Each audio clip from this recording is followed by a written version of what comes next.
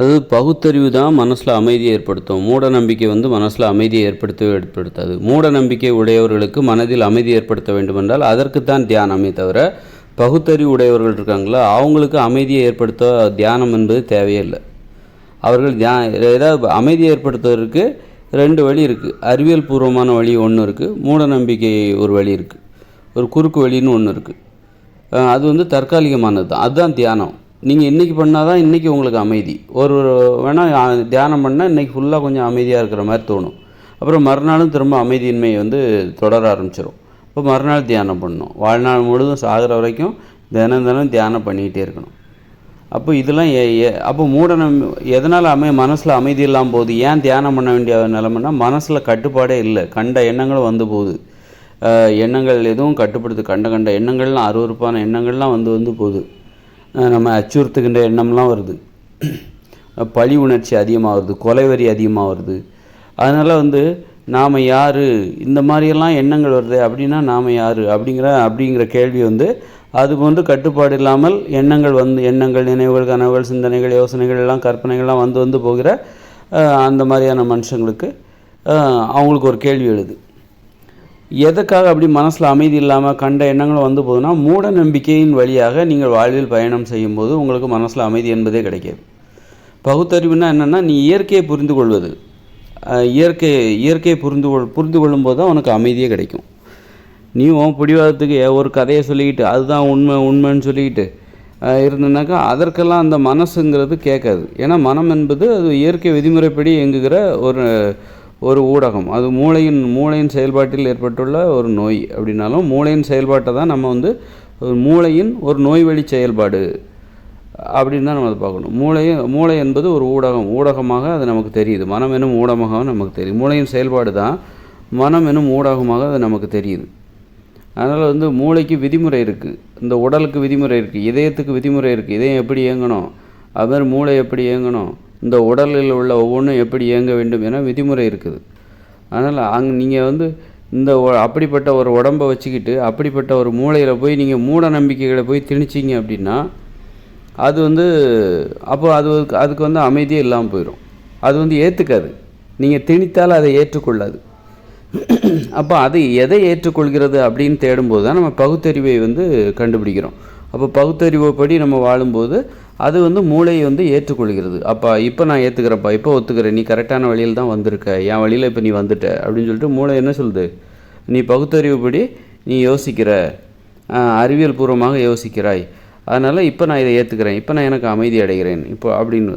நீ இல்லாத பொய்யெல்லாம் சொன்னால் மனுஷங்க நம்புவாங்க, மூளை நம்பாது. அதனால தான் மனசில் அமைதி இல்லாமல் போகுது. அதனால் மூட நம்பிக்கை உடையவர்களுக்கு தான் தியானத்தின் மூலமாக அவர்கள் அமைதியை ஏற்படுத்தி கொள்ள முடியும். அதை விட நீங்கள் எப்போதும் தியானமே பண்ணாமல் மனசை அமைதியாக வச்சுருக்கணுன்னா என்ன பண்ணணும் அப்படின்னா மூட நம்பிக்கை இருக்கக்கூடாது. உன் அறிவுக்கு தெரிஞ்சு இது தப்பு அப்படின்னு தெரியுதா, அதை விட்டுட்டு வெளியே வந்துரு. உனக்கு தெரியுது இந்த மதம் எல்லாம் பொய்ன்னு நிறைய பேத்துக்கு தெரியுது. ஆனாலும் அதை போய் சாமியை போய் கும்பிட்டுக்கிட்டு மற்றவங்களுக்காக போய் நடிச்சுக்கிட்டு அப்படி இருந்தால் மனசில் அமைதி இல்லாமல் போயிடும். அப்போ இல்லை உன் அறிவுக்கு அது தெரியுதா, அது தப்புன்னா தெரியுதா, அப்படி தெரியலங்கும் போது தான் மனசில் அமைதி இல்லாமல் போகுது. அதனால் அந்த மாதிரி தெரிஞ்சிட்டாலே மனசில் அமைதி ஏற்பட்டு விடும். அதனால் தெரியணும்னு நினைக்கணும், அதை எதிராக நினைக்கக்கூடாது. அந்த மாதிரி பகுத்தறிவை எதிராக நினைக்கக்கூடாது.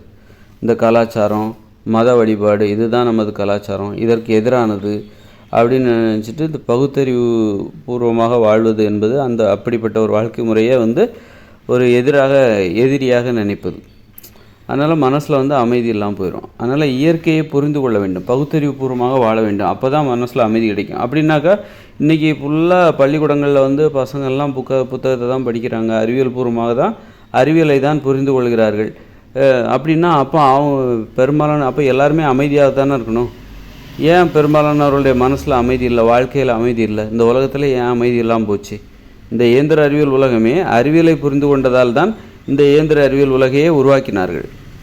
அப்படின்னா இந்த இயந்திர அறிவியல் உலகம் அமைதியாகத்தானே இருக்கணும்.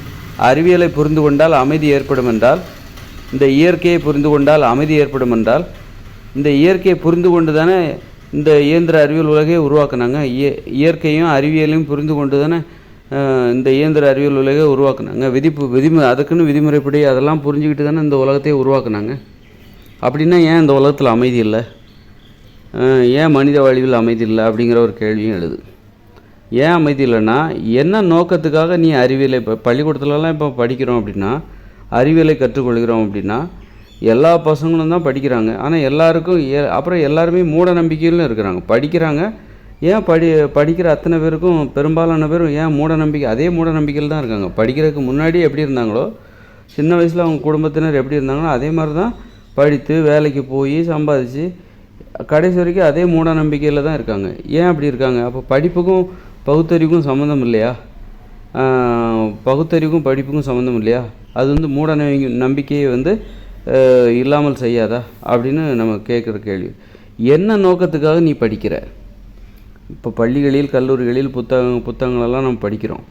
என்ன நோக்கத்துக்காக நீ அப்போ அறிவியலை நாம் புரிந்து கொள்வதற்காக புத்தகங்களை படிக்கிறோம். அறிவியலை புரிந்து கொள்வதற்காக புத்தகங்களை படிக்கிறோம். இயற்கையை புரிந்து கொள்வதற்காக புத்தகங்களில் பள்ளிக்கூடங்கள்லையும் சரி ஒரு நூலகத்துலையும் சரி புத்தகங்கள்லாம் நம்ம படித்து தான். அப்போது என்ன நோக்கத்துக்காக நீ புரிஞ்சுக்கிற அப்படிங்கன்னு ஒரு கேள்வி வருது. என்ன நோக்கத்துக்காக? அழிவை நோக்கமாக கொண்டு தான் நாம் புத்தகம் படிச்சுட்டு இருக்கோம். இந்த பள்ளிக்கூடங்கள்லையும் சரி கல்லூரிகளிலும் சரி ஆசிரியர்கள் எதற்காக கற்பிக்கிறார்கள்? அதை கற்பித்து அவர்களை ஏதோ ஒன்று உருவாக்குறாங்க, உற்பத்தி செய்கிறாங்க. கடைசியில் அது என்னவாகுது? அது அழிவை தான் உற்பத்தி செய்கிறது. எல்லாமே இந்த இயந்திர அறிவியல் உலகில் நீங்கள் என்ன செஞ்சாலும் படித்தவங்க என்ன செஞ்சாலும், பள்ளிக்கூடத்துலேயும் கல்லூரிலையும் படித்தவங்க என்ன செஞ்சாலும் அதன் முடிவு எதுவாக இருக்குது? அழிவாகத்தான் இருக்குது. அது இந்த உலகம் கண்கூடாக பார்த்தாச்சு. அதில் ஆக்கப்பூர்வமான அணுகுமுறை இந்த இயந்திர அறிவியல் உலகில் இல்லை. இயந்திர அறிவியல் உலகில் எதை கண்டுபிடிச்சாலும், நீங்கள் என்ன செஞ்சாலும் சரி, எத்தகைய முன்னேற்றத்தை அடைந்தாலும் அது கண்டிப்பாக முடிவாக அழிவை தான் ஏற்படுத்துகிறது. மனித வாழ்வில் அது நாசத்தையும் அழிவை தான் ஏற்படுத்துகிறது.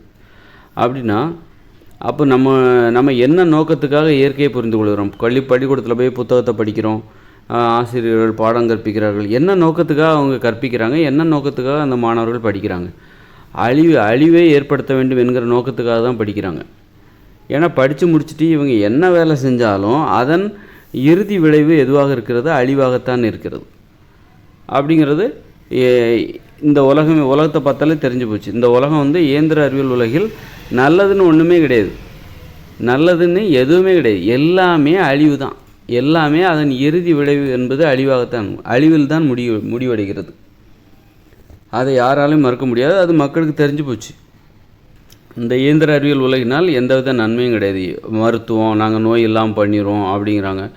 அது நோயும் குணமான மாதிரி தெரில. நோய்களும் உற்பத்தி ஆகிட்டே இருக்குது. எல்லாருமே சொல்கிறாங்க. ஆனால் முடிவு என்னவாக இருக்குது? அதுதான் உண்மையாக இருக்குது. ஆனால் வாயில் சொல்லலாம். ஆனால் கடைசியில் விளைவு என்னவாக இருக்குது? அழிவாகத்தான் இருக்குது, தீமையாகத்தான் இருக்குது. இந்த இயந்திர அறிவியல் உலகில் என்ன செஞ்சாலும் அது தீமையை தான் விளைவிக்கும். அதனால் நம்ம இன்றைக்கி பள்ளிக்கூடத்துலலாம் தெரிஞ்சுக்கிறோம்ல, அது அப்போ பள்ளிக்கூடத்தில் புத்தகத்தெல்லாம் படிக்கிறோம், மாணாக்கர்கள் படிக்கிறாங்க. அப்போது இவங்க நாளைக்கு படித்து முடித்து என்ன செஞ்சாலும் அது அழிவை தான் ஏற்படுத்தும். நாளைக்கு என்ன செஞ்சாலும் அது எந்த தொழில் செஞ்சாலும் எதை கண்டுபிடிச்சாலும் சரி, அவங்க என்ன வேணாலும் கண்டுபிடிக்கட்டுமே. காற்றுலேருந்து மின்சாரத்தை கண்டுபிடிக்கட்டும், தண்ணியிலேருந்து மின்சாரத்தை கண்டுபிடிக்கட்டும், வானத்தில் பறக்கிற வாகனங்களை கண்டுபிடிக்கட்டும். ஆனால் அதனால் பெருத்த அழிவு கண்டிப்பாக நிச்சயம். கண்டிப்பாக அழிவு என்கிற அந்த விளைவு, பக்க விளைவு இல்லாமல் இங்கே எந்த கண்டுபிடிப்பும் மக்களுக்கு முழுக்க நன்மையை மட்டும் பாதுகாப்பை மட்டும் தந்திருக்கிறது என்று சொன்னால் கண்டிப்பாக அது இல்லைன்னு தான் சொல்லணும். அதனால் ஏதாவது ஒரு வகையில் இது நம்மை அழிப்பதற்கான ஒரு முயற்சி தான். இது ரொம்ப ரகசியமாக அழிக்கிற ஒரு முயற்சி. ஒரு போரிடும்போது என்ன பண்ணாங்க? மக்கள் நேருக்கு நேர் சண்டை போட்டு அழித்தாங்க. இப்போ என்னடான்னா அதே கொலைவெறி அவங்க மனசில் இருக்க தான் செய்யுது. இன்னும் அந்த போரிடும்போது ஒருவருக்கு ஒருவர் அந்த பழி உணர்ச்சி, கொலைவெறி அது தனி மனித நெஞ்சில் இன்னமும் இருக்க தான் செய்யுது. அதனோடு தான் அவர்கள் ஒரு இன்ஜினியராகவோ டாக்டராகவோ வேலை செய்கிறாங்க, ஒரு விஞ்ஞானியாகவோ வேலை செய்கிறாங்க. அந்த கொலைவெறியோடு தான் வேலை செய்து கொண்டிருக்கிறார். அதே கொலைவெறியோடு தான் கடந்த காலங்களில் போரிட்டு கொண்டிருந்தார்கள். இப்போ அதே கொலைவெறி மனசில் இருக்குது. ஆனால் போரிடுவதை மட்டும் விட்டுவிட்டார்கள். இப்போ என்ன பண்ணுறாங்க? அதே கொலைவெறியோடு விஞ்ஞானியாகவோ டாக்டராகவோ இன்ஜினியராகவோ ஆசிரியராகவோ கலெக்டராகவோ வேலை பார்த்துட்ருக்காங்க. அப்போ அதோட விளைவு என்னது? மனசில் கொலைவெறியோடு நீங்கள் எதை செஞ்சாலும், நல்லது செஞ்சாலும் அதில் வந்து தீமையாக தான் முடியும். மனசில் இருக்கிற நோக்கம் தான் முக்கியம். அதனால் மனசில் கொலை வெறி, பழி உணர்ச்சி, மனுஷங்க மேலே வந்து வெறுப்பு, இது எல்லாமே இதெல்லாம் மனசில் வச்சுக்கிட்டு நீங்கள் எதை செஞ்சாலும், நல்லதுன்னு நினச்சி எதை செஞ்சாலும் சரி, கெட்டது செஞ்சாலும் நல்லது செஞ்சாலும் அது வந்து அழிவை தான் ஏற்படுத்தும், தீமையை தான் மக்களுக்கு ஏற்படுத்தும் என்பது வந்து இந்த உலகத்தை பார்த்தாலே தெரியுது. இந்த உலகத்தில் ஏதாவது உனக்கு நல்லது தருது, இது வந்து நல்லது. இந்த இயந்திர அறிவியல் உலகம் வளர்ச்சினால், இப்படிப்பட்ட ஒரு தொழில்நுட்ப வளர்ச்சினால் மனித உயிர்கள் அடைந்த நன்மை இதில் வந்து தீமையே கிடையாது அப்படின்னு சொல்ல முடியுமா? நன்மை எது அப்படின்னு நீங்கள் சொல்லும்போது அதை விட பயங்கரமான தீமையும் அதில் இருக்குது. அந்த தீமையை தான் நம்ம விலையாக கொடுத்து, அழிவை விலையாக கொடுத்து நன்மையை அனுபவித்து கொண்டிருக்கிறோம். அதனால் வந்து என்ன நோக்கம், ஏன் வந்து இந்த உலகத்தில் வந்து எல்லாரும் புத்தகம் படிக்கிறாங்க? உலகம் முழுதும் நாடுகள் தோறும் ஒரு 15-20 வயசுக்கு வரைக்கும் பள்ளிக்கூடத்தில் படிக்கிறாங்க, கல்லூரியில் படிக்கிறாங்க. ஆனாலும் அந்த மூட நம்பிக்கை ஏன் இன்னும் இருக்குது? ஏன் இன்றைக்கி அந்த அறிவியலையும் வாழ்க்கையும் ஏன் இணைக்க முடியல? வாழ்க்கை முழுதும் மூட நம்பிக்கை. அதாவது தொழில் செஞ்சுட்டு, வேலை படிக்கிறாங்க, அதை வச்சுட்டு வேலை பார்க்குறாங்க. வேலை வந்து வேலை பார்க்குறது, படிக்கிறது எல்லாம் அறிவியலை தான் புரிஞ்சுக்கிறாங்க, இயற்கையை புரிஞ்சுக்கிறாங்க, அறிவியலை புரிந்து கொள்கிறார்கள். அதுக்கான காரணம் இதுதான் காரணம் எல்லாமே தெரியுது. அறிவியல் பூர்வமாக தான் அவங்க படிக்கிறாங்க. ஆனால் வந்து இந்த வேலையை விட்டுட்டு வீட்டுக்கு வந்தால் ஏன் வந்து சாமியை கும்பிட்டுக்கிட்டு மூட நம்பிக்கை கும்பிட்டுக்கிட்டு இருக்காங்க? அப்போ வந்து இந்த படிப்புக்கும் இந்த ஒரு தனிப்பட்ட ஒரு தொழில் அல்லாத வேறு வாழ்க்கைக்கு எந்த சம்மந்தமும் கிடையாது. அது மனித வாழ்வில் உள்ள அப்போ என்ன காரணம் அப்படின்னா, படிக்கிறதோட நோக்கம்தான் தவறாக இருக்குது. நாம் வந்து பள்ளிக்கூடத்தில் படிக்கிறோம், கல்லூரியில் படிக்கிறோம். ஆனால் நாம் ஏன் கல்லூரியில் என்ன நோக்கத்துக்காக படிக்கிறோம்? பள்ளிக்கூடத்தில் அழிவை ஏற்படுத்த வேண்டும். நாம் அங்கே பள்ளியில் படித்துவிட்டு இறுதியாக நாம் என்ன செஞ்சாலும் அது அழிவை தான் ஏற்படுத்த போகிறது. அப்படின்னா நம்ம அழிவை ஏற்படுத்த வேண்டும் என்கிற நோக்கத்துக்காக தான் மாணாக்கர்கள் பள்ளிக்கூடத்துக்கு போகிறாங்க, கல்லூரிக்கு போகிறாங்களே தவிர மற்றபடி ஆக்கத்தை நன்மையை ஏற்படுத்த வேண்டும் என்பதற்காக அவங்க பள்ளிக்கூடத்துக்கெலாம் போகல. இன்னும் சொல்லப்போனால் இந்த உலகம் நல்லா தான் இருந்தது, நன்மையை தருகிற ஒன்றாகத்தான் இருந்தது. ஏதோ இந்த உலகம் மோசமான வழியில் இருந்தால் மாதிரியும், இவங்க தான் வந்து நன்மையை ஏற்படுத்துகிற மாதிரியும் அப்படி கிடையாது. இந்த உலோகங்கள் கண்டுபிடிக்கப்படுவதற்கு முன்பு வரை இந்த உலகம் நன்மை தருவதாகத்தான் இருந்தது. இங்கே அழிவை ஏற்படுத்துகிற எதுவுமே இல்லை. அப்புறம் தான் உலோகங்களை கண்டுபிடிச்சாங்களா, அதன் பிறகு தான் இங்கே அழிவே வந்து மனித வாழ்வில் மனித உயிர்களுக்கு ஏற்பட ஆரம்பித்தது. அப்போது அழிவு என்பது இடையில வந்தது. ஆரம்பத்தில் நாம் வந்து அழிவை சந்திக்காமல் பாதுகாப்பாகத்தான் வாழ்ந்து கொண்டிருந்தோம்.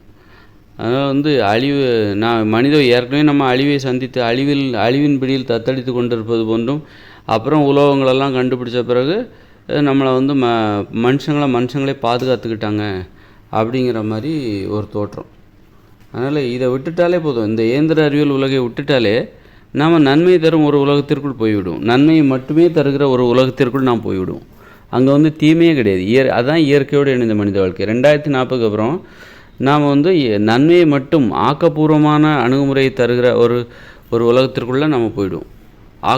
ஆக்கத்தை மட்டுமே ஏற்படுத்துகிற ஒரு உலகத்துக்குள்ளே நாம் போய்விடுவோம். அங்கே வந்து அழிவே கிடையாது. உலகத்தில் இவ்வளோ படித்தும் இவ்வளோ முன்னேறியும் ஏன் மக்கள்கிட்ட மூட நம்பிக்கை இருக்குதுன்னாக்கா, நாம் படிக்கிறதோட நோக்கம் இருக்குல்ல, அது நல்ல நோக்கத்தில் நாம் படிக்கலை. மனுஷங்க அழிவை ஏற்படுத்த வேண்டும் என்கிற நோக்கத்தில் தான் நம்ம படிச்சுக்கிட்டு இருக்கோம். அதனால் பள்ளிக்கூடத்தில் படிக்கிறோம், கல்லூரியில் படிக்கிறோம், இப்படி உலகம் முழுக்க மக்கள் போட்டி போட்டு கல்வி கற்றுக்கொண்டு இருக்கிறார்கள். அப்படின்னா அப்படி இருந்தும் இந்த உலகத்தில் ஏன் மூட நம்பிக்கைகள் அதிகமாகிட்டே இருக்குது? இந்த படித்தவர்களிடமே அந்த மூட நம்பிக்கைகள் ஏன் இருக்குது அப்படின்னா, இவர்கள் படிக்கின்ற நோக்கம்தான் தவறாக இருக்கிறது. படிக்கின்ற நோக்கம், படித்து முடித்த பிறகு தொழில் செய்கின்ற நோக்கம், அந்த தொழில் செய்வதனால் ஏற்படுகிற விளைவுகள் அது அழிவை ஏற்படுத்துவதாக இருக்கிறது. இப்போ ஒரு படித்து முடிச்சுட்டு ஒரு இன்ஜினியர் என்ன பண்ணுறாரு, ஏதோ ஒன்று படித்து முடிச்சுட்டு கடைசியில் பார்த்தா ஒரு தொழிற்சாலையில் அந்த தொழிற்சாலையினால் மக்களுக்கு நன்மை ஏற்படுகிறதா தீமை ஏற்படுகிறதா? அந்த தொழிற்சாலையில் உற்பத்தி செய்யப்படுகிற உற்பத்தி பொருளாக இருக்கட்டும், அந்த தொழிற்சாலையிலேருந்து வெளியேறுகிற கழிவு பொருளாக இருக்கட்டும், அப்புறம் இது எல்லாமே மனுஷங்களுக்கு தீமையை தான் ஏற்படுத்துது, நன்மையை ஏற்படுத்துவதாக இல்லை. ஆக நம்ம படிக்கிறது ஏன் மக்கள்கிட்ட வந்து மூடநம்பிக்கை இன்னும் இருக்குதுன்னா, நமது நோக்கம் தவறாக இருக்கிறது. அதாவது அறிவியலை புரிந்து கொள்கிற நமது நோக்கம் இருக்குல்ல, அது தவறாக இருக்கிறது. அறிவியலை நாம் ஏன் புரிஞ்சுக்கிறோம் அப்படின்னா, நமது அறிவை வளர்த்து கொள்வதற்காகவோ நமது பகுத்தறிவை வளர்த்து கொள்வதற்காகவோ இல்லை, பணத்தை சம்பாதிக்கணும், அதுதான் நமது நோக்கம். அதனால்தான் நம்ம அப்படி கற்கின்ற கல்வி நமது மூட நம்பிக்கையே அது போக்கவில்லை. இது பணத்தை சம்பாதிப்பதற்கான அறிவை தான் நம்ம கற்றுக்கொண்டு இருக்கிறோம். பள்ளிக்கூடத்தில் மூட நம்பிக்கையை போக்குவதற்கான அறிவை நாம் கற்றுக்கொள்ளவில்லை. பணத்தை எப்படி சம்பாதிப்பது என்பதை பற்றிய அறிவை தான் நம்ம பள்ளிக்கூடத்தில் கற்றுக்கிட்டு இருக்கிறோம். அதுதான் கற்றுக் கொடுத்துக்கிட்டு இருக்காங்க. அதனால தான் மூட நம்பிக்கை போல், மூட நம்பிக்கையை எப்படி விரட்டுவது அப்படின்னு அந்த அறிவுங்கிறது எப்படி கிடைக்கும்னா சுய சிந்தனை மூலமாக தான் கிடைக்கும். அது புத்தகங்கள்லேருந்து கிடைக்காதுன்னு சொல்ல முடியும். இந்த உலகத்தை எல்லாத்தையும் தெரிஞ்சுக்கிட்டு சுயமாக சிந்திக்கணும். சுயமாக சிந்திக்காமல் வெறும் புத்தகத்தை படிச்சுக்கிட்டு அவங்க சொன்னாங்க, இவங்க சொன்னாங்க, திருவள்ளுவர் சொன்னார், இயேசு சொன்னார், நபி சொன்னார்னு சொல்லிக்கிட்டு இந்த மாதிரி மற்றவங்க சொன்னதையே மேற்கோள் காட்டிக்கிட்டு சுயமாக சிந்திக்கிற அந்த கருத்தை முன்வைக்க தைரியம் இல்லாத மக்களால் கண்டிப்பாக அதுதான் மூட நம்பிக்கை. ஒவ்வொருத்தரும் சுயமாக சிந்திக்கணும்.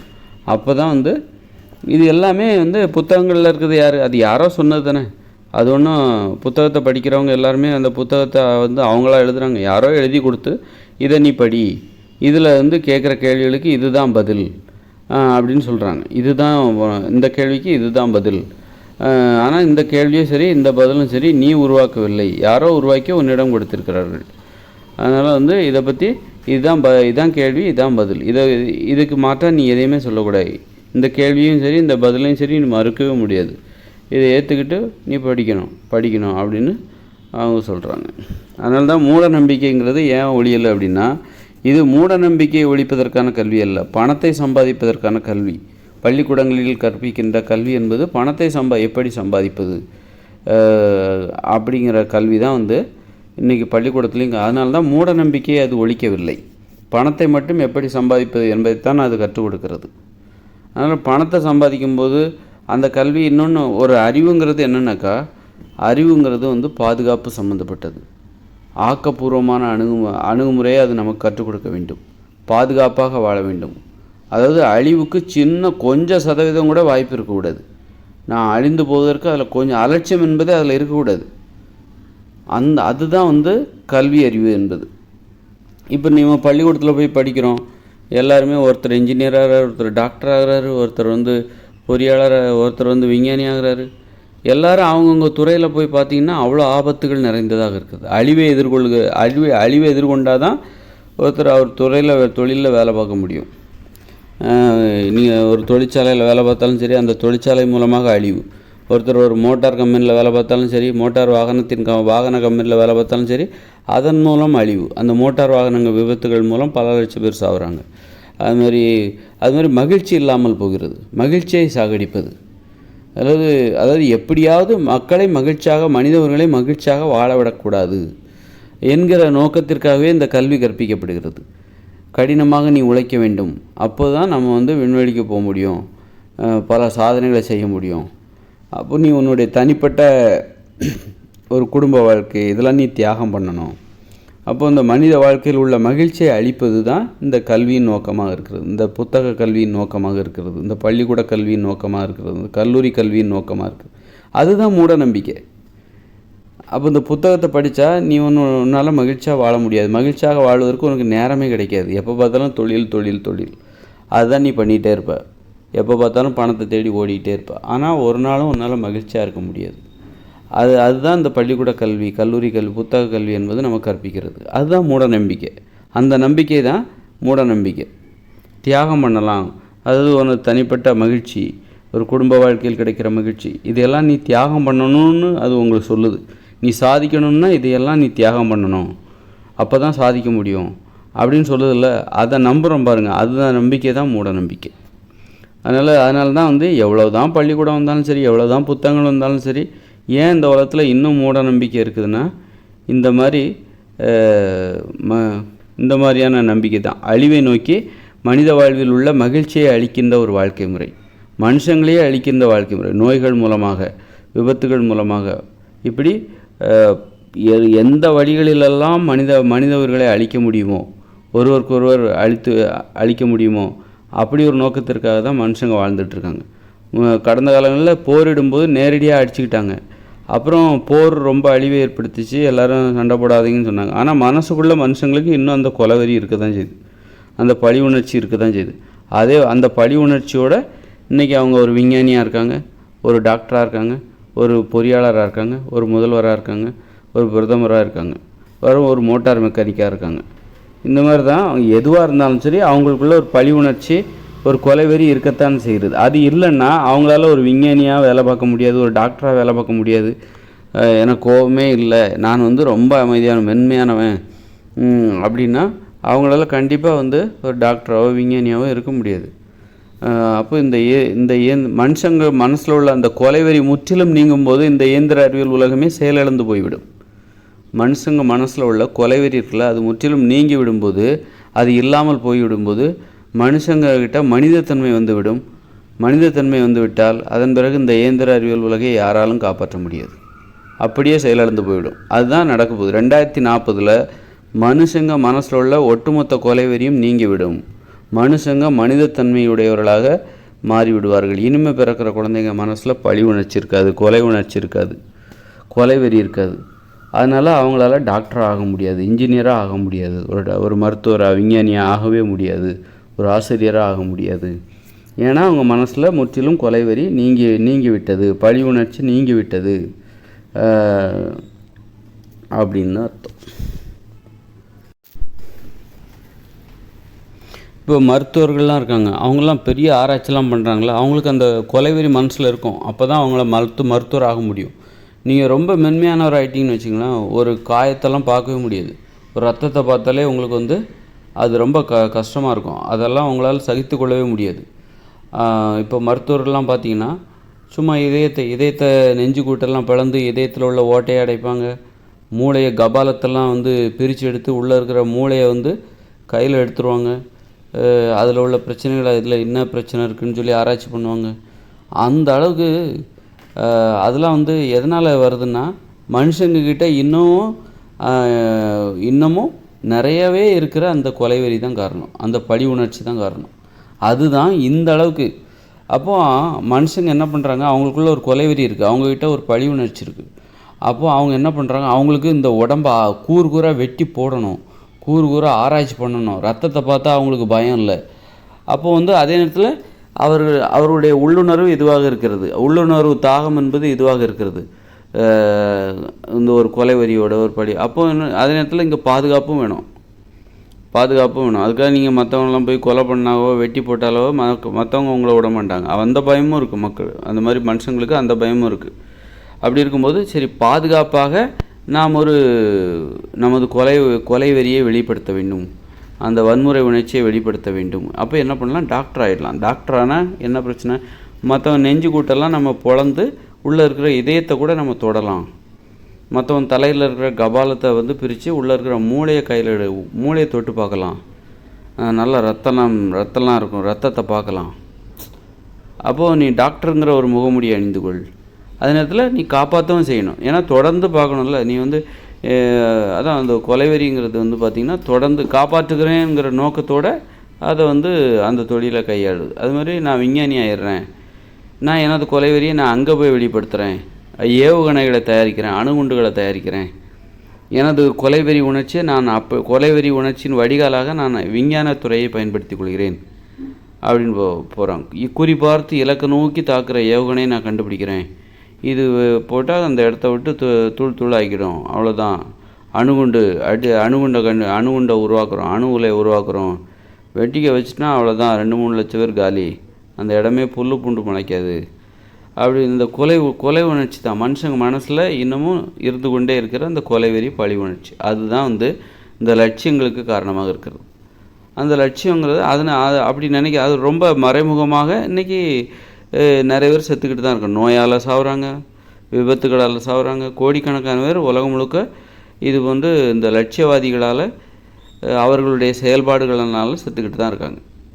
இப்போ வாகனங்களை கண்டுபிடிக்கணுங்கிறது, வாகனங்களை வடிவமைப்பது, அது ஒரு பயங்கரமான தொழில்நுட்பம் தானே. இப்போ மிகப்பெரிய படித்தவர்களால் தானே அதெல்லாம் உருவாக்க முடியும். அப்போ அவர்களிடம் மனதில் உள்ள அந்த கொலை உணர்ச்சி, எல்லாத்துக்குமே இருக்கும். ஒரு மோட்டார் மெக்கானிக் எல்லாத்துக்குமே இருக்கும். எல்லாருக்கும் மனசுலேயும் ஒரு கொலைவெறி உணர்ச்சி எல்லாமே இருக்குது. அதோட விளைவு தான் பாருங்கள், விபத்துகளால் 10 லட்சம் பேர் சாகுறாங்க. அப்புறம் கை கால் முடிஞ்சு போகுது, ஆக்சிடெண்ட் ஆகுது. அவங்களோட ஆசை தான் இப்படிப்பட்டு இந்த நோய்கள் மனுஷங்க பலியாகிறதுக்கு காரணமாக இருக்குது. அதனால் இந்த உலகத்தில் இப்போ நோயினால், விபத்துகள்னால், அல்லது வேறு வேறு குற்றங்களினால், போர்களினால் இப்படி நிறைய பேர் செத்துக்கிட்டு இருக்காங்க. அப்படி தானே கோடிக்கணக்கான பேர் ஒவ்வொரு வருஷத்துக்கும் செத்துக்கிட்டு இருக்காங்க. அப்படின்னா அது மனுஷங்களோட ஆசை. மனுஷங்க அதை தான் எதிர்பார்க்குறாங்க.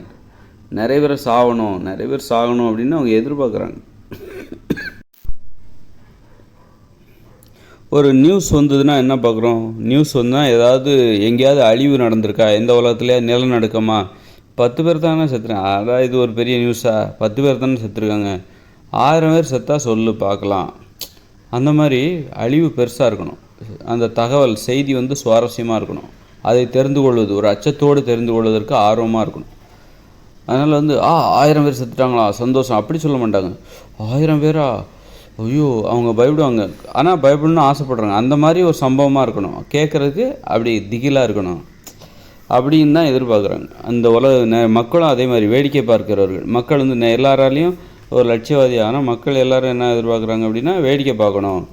இந்த மாதிரியான தகவல்கள் தினம் வரணும். அங்கே அழிவு வரணும், இங்கே அழிவு நடக்கணும், இவங்க சாகணும், அவங்க சாகணும், இத்தனை பேர் சாகணும், ஆயிரக்கணக்கான பேர் சாகணும். அந்த மாதிரி தகவல்கள் கிடைக்காதா? இன்றைக்கி எதுவுமே நியூஸ் இல்லையா? முக்கியமான நியூஸ் எதுவுமே இல்லையா?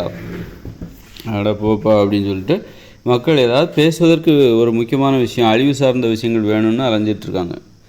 அதை மனுஷங்க அழிவை தான் விரும்புகிறாங்க. அழிவு சார்ந்த செய்திகள் தான் அவர்கள் அதை விரும்புகிறார்கள். அழிவு சார்ந்த செய்திகளை தெரிந்து கொள்ள அவர்கள் அதை விரும்புகிறார்கள்.